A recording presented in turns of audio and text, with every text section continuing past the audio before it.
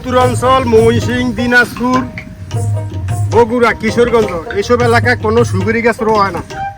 এর একটা সুপারি গাছ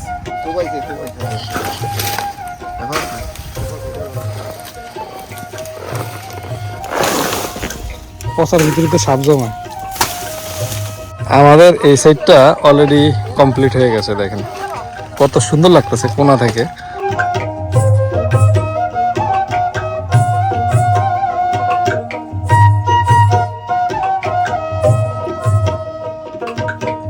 আসসালামু আলাইকুম প্রিয় দর্শক, স্বাগতম আরও একটি নতুন ব্লগ ভিডিওতে। আজকের ভিডিওতে আবারও চলে আসলাম আমাদের সেই স্বপ্নের প্রজেক্টে। এই প্রজেক্টে আমি আপনাদেরকে বলেছিলাম যে আমাদের সিরিয়াল ওয়াইজ সারিবদ্ধ যতগুলো কলা গাছ রয়েছে, দেখেন এগুলো সব কিন্তুই হচ্ছে সব অকেজো কলা গাছ। মানে কলা ধরলেও কলার সাইজটা একেবারেই ছোট, যেটা আমি এর আগের ব্লগে আপনাদেরকে দেখিয়েছি। বেশ কিছু কলা পেরে, চাইলে আপনারা সেই ব্লগটি দেখতে পারেন।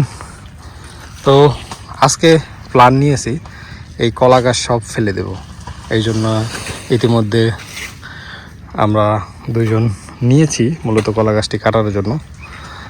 তারা অলরেডি কলা গাছ এক পাশে কাটছে। দেখেন এখন পরিবেশটা দেখেন কত সুন্দর লাগতেছে, কত সুন্দর লাগতেছে, কত ক্লিন লাগতেছে। এখন এই সাইডটা অলরেডি কাটা শেষ। আমি একটু আগে আসছি, আমি আস্তে আস্তে এই সাইড অলরেডি ফিনিশ করে ফেলছে কলা গাছগুলো কেটে। এখন এই সাইডটা আছে আর এই সাইডটা আছে আর এই সাইডটা আছে। তো পুরোপুরি সম্পূর্ণ কলা গাছ ছাঁটাইয়ের পরে আমি আপনাকে বাহির থেকে, আমাদের বিল থেকে পুরো প্রজেক্টটার একটা ভিডিও আমি আপনাদেরকে দেখাবো, যে সিনটা দেখাবো আসলে কি পরিমাণ সৌন্দর্যে ঘেরা থাকে তখন প্রজেক্টটা। কলা গাছের কারণে এতদিন একদম অন্ধকারাচ্ছন্ন ছিল, এখন কেমন লাগতেছে দেখেন। এখন একদম সুপারি চারাগুলো, সুপারির গাছগুলো একদম স্পষ্ট দেখা যাচ্ছে। এর পাশাপাশি নারিকেল গাছ হবে সিরিয়াল ওয়াইজ, সেটা আরও পরে। এখন আপাতত এভাবেই থাকবে। তো বাকি এখন ওনারা হচ্ছে কলা গাছ কাটতেছে, দেখি কলা গাছ। আর ব্যাপক পরিমাণ ইঁদুরের বাসা এখানে, এত পরিমাণ ইঁদুরের বাসা করছে এই কলা গাছের কারণে। অনেক কিছু ক্ষয়ক্ষতি হয় এখানে। যদি কেউ কোনো কিছু চাষ করে, সেই চাষ রাখতে পারে না এই ইঁদুরের যন্ত্রণায়। আর আমরাও কোনো কিছু করতে পারি না এই ইঁদুরের যন্ত্রণায়। ইঁদুরে একেবারে সব কিছু খেয়ে ফেলে। যদি আমি কোনো হচ্ছে সিজনি ফল বা সিজনি সবজি ফলাই, সেগুলো খেয়ে ফেলবে এই ইঁদুরে। সেই ইঁদুর থেকে রক্ষার জন্য মূলত এই কলা গাছগুলো করতেছি। আমাদের এই সাইডটা অলরেডি কমপ্লিট হয়ে গেছে, দেখেন কত সুন্দর লাগতেছে কোনা থেকে, কত সুন্দর লাগতেছে। এই গাছটা রেখে দিছি একটা কারণে, সেটা হচ্ছে এই গাছটাতে কলা রয়েছে। এই একটা গাছ রেখে দিয়েছি, ও একটা গাছ রেখে দিয়েছি। এখানে আরেকটা গাছ ছিল অলরেডি, ওই যে কলা দেখতে পাচ্ছেন, এটা হলো আনফর্চুনেটলি কেটে ফেলছে, যার কারণে আসলে কিছু করার ছিল না। এখন এই সাইড ধরা হয়েছে, এটা মূলত দক্ষিণ সাইড ধরা হয়েছে। জাকির কাকা, আপনারা কি করতে চাইছেন? হ্যাঁ, কোন দিই কি তারা সুপারি গাছ রুইবেন। উত্তরাঞ্চল, ময়মনসিংহ, দিনাজপুর, বগুড়া, কিশোরগঞ্জ এইসব এলাকায় কোনো সুপারি গাছ রোয়া হয় না। এর একটা সুপারি গাছ 5 বছর পরে 1 থেকে 1,500 টাকা ইনকাম দেয়। 5 বছর পরে, হ্যাঁ, 40 থেকে 50 বছর একটা সুপারি গাছ জীবিত থাকে। আপনারা সুপারি গাছ রুবেন, ভালো টাকা ইনকাম করতে পারবেন। ধন্যবাদ। হ্যাঁ, এই প্রজেক্টে বেশ কিছু সুপারি গাছ আছে, এটা আমি আপনাদেরকে ইতিমধ্যে দেখিয়েছি। আর সুপারি গাছগুলো বড় হয় না একটা কারণে, সেটা হচ্ছে এই যে প্রচুর পরিমাণ আগাছা এবং ডালপালার কারণে, যার কারণে যে এগুলো কেটে দিছি। এর আগের ভিডিওতে আপনারা দেখেছেন। এখন সুপারি গাছগুলো দাপদাপ করে ভরে যাবে। আর আমাদের দ্বীপজেলা ভোলাতে আপনার সুপারি বিখ্যাত, প্রচুর পরিমাণ সুপারি হয় ভোলাতে, ব্যাপক পরিমাণ সুপারি উৎপন্ন হয়। আর প্রত্যেকটা বাড়িতে সুপারি গাছ নেই এমন কোনো বাড়ি নেই, প্রত্যেক বাড়িতেই সুপারি গাছ রয়েছে। তো আমরা এই প্রজেক্টে, যদিও এখানে চারপাশে কোনো গাছগাছালি নেই, সুপারি গাছ উঠতে হলেও কিছু ছায়ার দরকার আছে, একেবারেই রোদের তাপ বেশি। সেই জন্য আমরা মূলত প্ল্যান করছি নারিকেল গাছ দেওয়ার জন্য। নিবা কই আজকে লতি টোকাইতেছ? লতি ফুল পাওয়া যায় না? ফুল ডক নাই? ফুল না, ফুল তো এদিনই লয়ে গেছো সব। ফুল তো এদিনই নিয়ে সেলেম বাই করে দিছ। না এনে নাই। এটা কি মরা গাছ? এনসে সাইডে ছেড়ে দেন।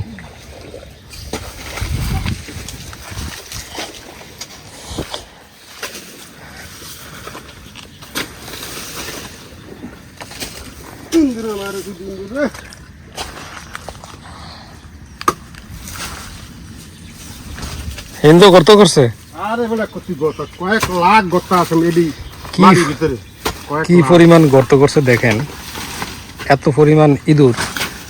আসলে চারপাশে ব্যাপক পরিমাণ পানি, হ্যাঁ। পানি থাকার কারণে সব ইঁদুর এই বিড়াতে বাসা বাঁধছে।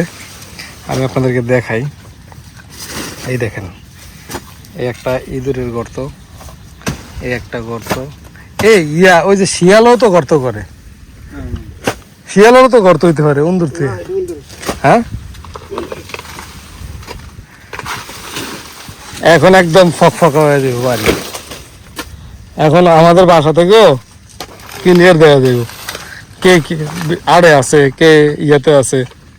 ধাক্কা দিয়া ইয়েতে হালে দেন ঘরের মধ্যে।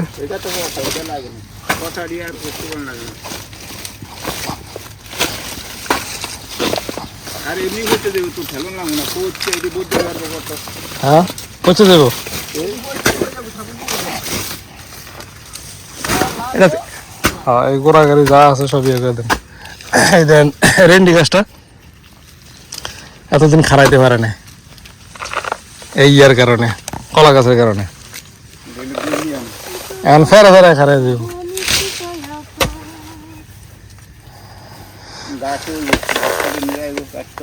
হ্যাঁ ঘাস হইব এখন, ঘাস কাটুক আর যা কাটুক এখন মতন দেওয়া যাবে পুরো ক্লিয়ার।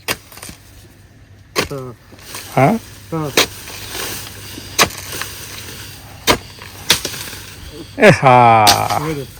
উঠবো এটা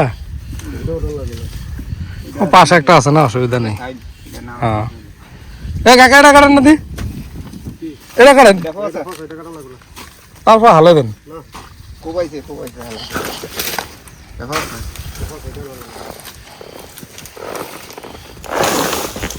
পচার ভিতরে তো সাপ জমায়।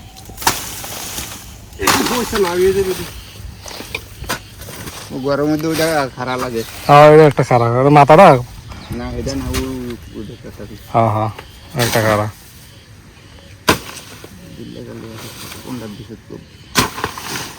বেশ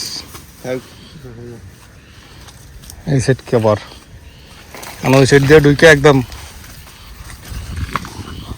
উত্তরালি বাতাস ঢুকবে এখন। এন বললা দেখিন না, বললা না। এ কাকা এদিকে একটা দিন পুকুরে ভাড়াটি, পুকুরে ভাড়াটি এই যে এডি এডি এডি দাও এডি কবে হালা দেন। অবশেষে ফাইনালি প্রত্যেকটা গাছ কেটে একদম পরিষ্কার করে ফেললাম। প্রজেক্ট এই হচ্ছে এখনকার প্রজেক্ট। আর আগে যে অবস্থা ছিল সেটা আপনাদেরকে দেখিয়েছিলাম। এই হচ্ছে এখন কত সুন্দর লাগতেছে দেখেন। এখন এখান থেকে আমাদের বাড়ি পর্যন্ত সব কিছু দেখা যাবে। এখন এখান বাড়ি থেকে এই প্রজেক্টে কি হচ্ছে না হচ্ছে সব কিছু দেখা যাবে, টুকটাক আংশিক দেখা যাবে। আগে একদম গিটি গিটি ছিল, ইঁদুরের বাসা ছিল, শেয়াল, তারপর কুকুর, ছাগল, বিড়াল সব এখানে আস্তানা করতো। এখানে কোনো কিছু দেখা যেত না।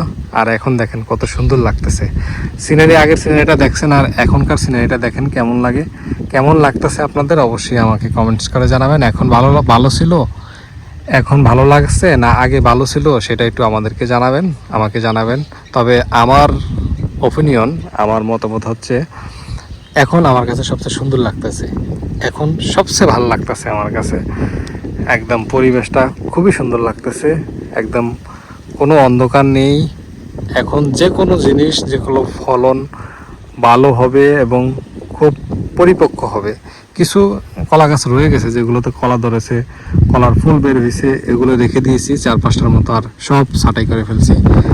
এখন এই যে পুকুরটা দেখতে পাচ্ছেন, এই যে কচুরি পানায় ভরা, এটা ধরবো ইনশাল্লাহ খুব শীঘ্রই, এটার কাজ ধরবো। এটাও পরিষ্কার করে ফেলবো, পরিষ্কার করে একদম পুরো বন জঙ্গল যেগুলো ছিল, আটে যত আগাছা মাগাছা আছে, যত বন জঙ্গল আছে, সব পরিষ্কার করে ফাইনাল একটা লুক দিব। সেটা অবশ্যই আপনারা দেখতে পাবেন। স্বপ্নের প্রজেক্টে আশা আছে অনেক কিছু করার, সেটা আমরা করবো ইনশাল্লাহ। স্টেপ বাই স্টেপ আপনারা অবশ্যই দেখবেন, অবশ্যই ব্লগ দিব। তো এই ছিল আজকের ভিডিও, আশা করি সবার ভালো লাগছে। আর ভালো লাগলে অবশ্যই আমাদের চ্যানেলটি সাবস্ক্রাইব করে রাখবেন, এরকম নিত্য নতুন ব্লগ ভিডিও এবং ভিলেজ লাইফ এবং আমাদের সংগ্রামী জীবনের গল্প শুনতে। তো সেই আশা ব্যক্ত করে আজকের পর্বটি এখানেই শেষ করলাম। সবাই ভালো থাকবেন, সুস্থ থাকবেন। আসসালামু আলাইকুম।